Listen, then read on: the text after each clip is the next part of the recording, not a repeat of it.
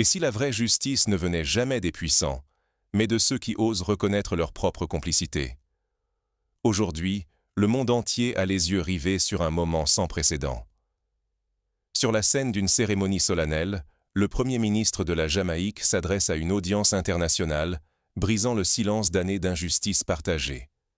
Contre toute attente, il annonce des excuses officielles, claires et sans ambiguïté, adressées au peuple du Burkina Faso. Ce n'est pas un geste ordinaire, c'est la reconnaissance d'une complicité passée, trop souvent occultée par l'histoire et les discours diplomatiques. Mais il ne s'arrête pas là. Pour la première fois, une petite nation caribéenne s'engage dans ce que personne n'avait jamais osé. Offrir une réparation concrète, à hauteur de 600 millions de dollars, sans condition, ni contrepartie, ni promesse creuse. Ce n'est pas de la charité, c'est un acte de justice. Pour la Jamaïque, c'est risqué. Si cette démarche échoue ou reste symbolique, les blessures de l'histoire s'ouvriront davantage. L'espoir d'une nouvelle unité sud-sud pourrait s'évaporer, et la crédibilité des deux nations serait en péril. Mais si elle réussit, c'est un nouvel horizon politique et moral qui s'ouvre, pas seulement pour ces deux pays, mais pour tous les peuples marqués par des siècles d'oppression. Ce geste bouleverse les lignes, car il rappelle que la réparation n'attendra jamais la permission des puissants.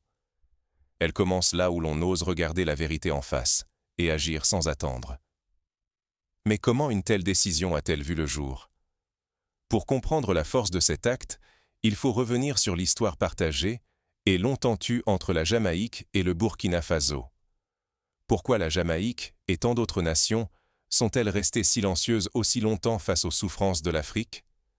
Ce silence n'est pas le fruit du hasard. Il s'est bâti sur des siècles d'une histoire partagée, faite de colonisation, d'exploitation et d'effacement de la mémoire collective.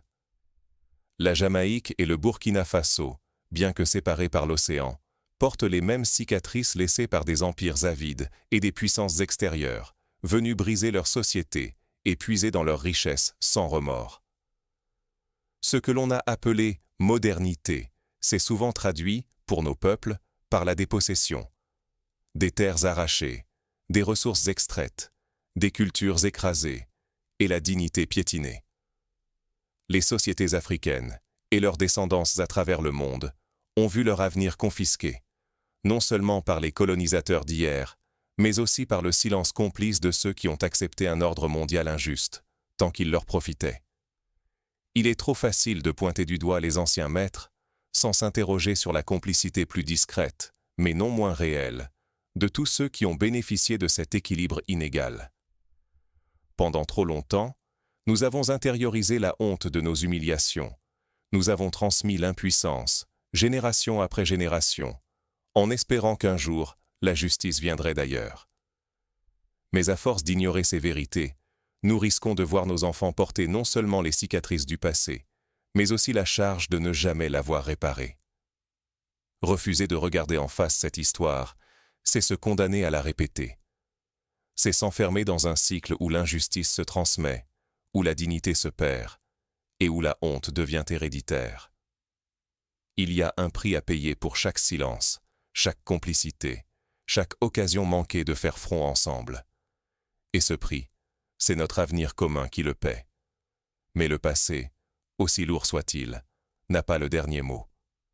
Aujourd'hui, des voix s'élèvent pour briser ce cercle et choisir la rupture. La question est, sommes-nous prêts à entendre ce changement et à y participer? Car si le passé sert de miroir, c'est dans l'action présente que se révèle le courage de changer.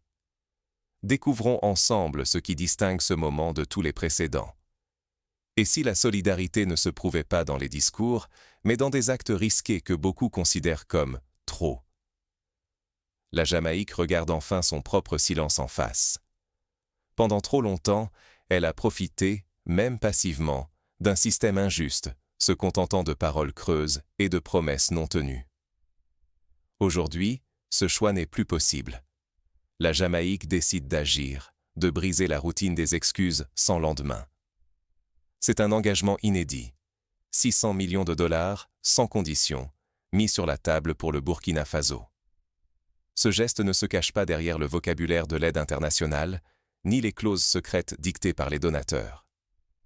Ce n'est pas une main tendue par pitié, c'est la reconnaissance d'une dette morale et historique, une tentative de réparation, franche et sans détour. Le Premier ministre refuse d'appeler cela une aide. Ici, pas question d'ingérence ni de contrôle à distance. L'argent ne vient pas avec un mode d'emploi écrit à Kingston. Il appartient au peuple burkinabé d'en décider l'usage. Pour garantir cela, un conseil bilatéral, constitué à parts égales de représentants jamaïcains et burkinabés, sera créé. Sa mission: écouter, pas dominer, accompagner, pas imposer. Mais ce choix n'est pas sans danger.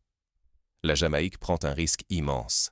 Certains dénoncent cette décision comme un gaspillage, d'autres comme une trahison des intérêts nationaux, et les critiques fusent autant sur l'île que dans les arènes internationales. Pourtant, la Jamaïque accepte de risquer sa réputation, ses ressources, et même sa stabilité politique. Tout cela pour tenter de briser le cycle du silence et ouvrir une ère nouvelle. Ce n'est pas une décision facile, ni une victoire assurée. Mais c'est la première fois qu'un pays du Sud assume aussi publiquement la responsabilité de réparer et ose s'affranchir des codes diplomatiques du passé. La question demeure: ce geste suffira-t-il à changer la relation entre la Jamaïque et le Burkina Faso, ou n'est-ce qu'une étape sur un chemin encore semé d'obstacles? Derrière cette décision audacieuse, une autre interrogation surgit. Comment le peuple du Burkina Faso et son gouvernement vont-ils accueillir cette nouvelle forme de réparation? Leur première réaction pourrait tout changer. Un geste peut-il vraiment réécrire l'histoire, ou n'est-ce que le premier pas d'une révolution silencieuse? Aujourd'hui, l'Afrique et la Caraïbe se tiennent à un carrefour inédit. Imaginez les conséquences d'une solidarité assumée.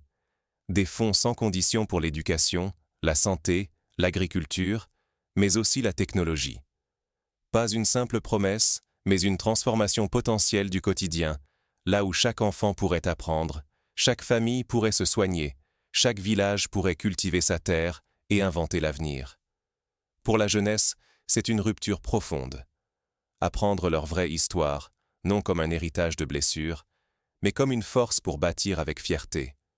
Ce geste de réparation, s'il réussit, leur offre les moyens de prendre en main leur destin et de rêver plus grand qu'on ne l'a jamais permis à leurs parents. Au-delà des frontières, un tel engagement pourrait déclencher une vague Sud-Sud. Une vague portée par l'exemple, où d'autres nations du Sud, jusqu'ici réduites au silence ou au discours creux, pourraient oser agir, dépasser la rhétorique pour inventer de nouvelles alliances, libérer des vieilles dépendances. Mais le pari reste risqué. Si le projet échoue, si les fonds se perdent dans les méandres de la bureaucratie ou de la défiance, alors ce serait un avertissement sévère, l'échec d'un modèle qui aurait pu inspirer des millions. Ce serait l'occasion manquée, où le cynisme et l'apathie pourraient s'installer durablement, refermant la porte à d'autres tentatives de réparation. Il ne s'agit donc pas simplement de rompre avec le passé, mais de sortir du cycle de la division. De bâtir sur la justice, et non sur la charité. D'exiger que la dignité collective soit le socle de toute relation entre les peuples, et que la solidarité ne soit plus un slogan, mais une réalité vécue. Mais au-delà des intentions et des espoirs, que peut vraiment retenir le public de ce moment historique? À travers ce choix audacieux, comment chaque individu, chaque communauté, peut-il devenir acteur de cette nouvelle histoire? Quels gestes, quels engagements sont désormais possibles pour transformer l'élan en mouvement durable?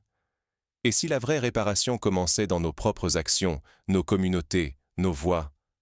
Cette question n'est pas un simple slogan. Elle est un appel à chacun d'entre nous à sortir de la passivité face à l'injustice que nous constatons, parfois trop silencieusement. Il ne suffit plus d'attendre une transformation venue d'en haut, ni de croire que la justice dépend uniquement des paroles ou des gestes des gouvernements. La responsabilité incombe à chaque individu, à chaque groupe. Refuser l'indifférence, dénoncer les inégalités et agir, même modestement, là où nous sommes. Le courage politique et moral ne doit pas être réservé aux chefs d'État ou aux élites. Il doit s'incarner dans la vie de tous les jours, dans les choix citoyens, dans le refus de la résignation. Oser dire non à l'injustice, même lorsque cela dérange, est le véritable début de la réparation. La solidarité ne peut plus demeurer un mot creux dans les discours. Pour que la réparation soit réelle, il faut une solidarité visible, concrète, durable. Cela se traduit par des gestes quotidiens, par le soutien mutuel, par la construction de ponts entre ceux qui partagent une histoire de souffrance et une aspiration à la dignité retrouvée. Chaque nation, chaque personne, peut initier sa propre réparation. Il ne s'agit pas seulement d'argent ou de politique publique, mais d'un changement de regard et d'attitude, d'une volonté de reconnaître le passé, de penser l'avenir autrement, et d'assumer le poids de la mémoire collective pour en faire un levier d'action. Car si nous ne faisons rien, la transformation restera une façade, réservée à quelques cérémonies historiques ou à des accords entre puissants. Le risque, c'est que la vraie réparation reste hors de portée des peuples, que la solidarité se fane et que l'histoire retombe dans l'oubli. Il est temps de passer des paroles aux actes, ensemble.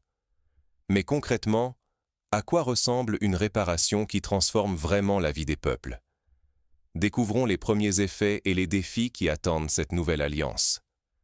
L'avenir ne se bâtit pas sur des excuses, mais sur des engagements tenus. Face à l'histoire, le silence n'est plus une option. Chaque génération a le choix, subir et se taire, ou exiger la réparation et la dignité. Refuser d'agir aujourd'hui serait accepter la répétition de l'injustice et abandonner notre dignité collective. Nous avons vu trop d'excuses creuses, trop de promesses sans lendemain. La justice véritable ne vient jamais d'une simple parole, mais d'actes concrets, répétés, indiscutables.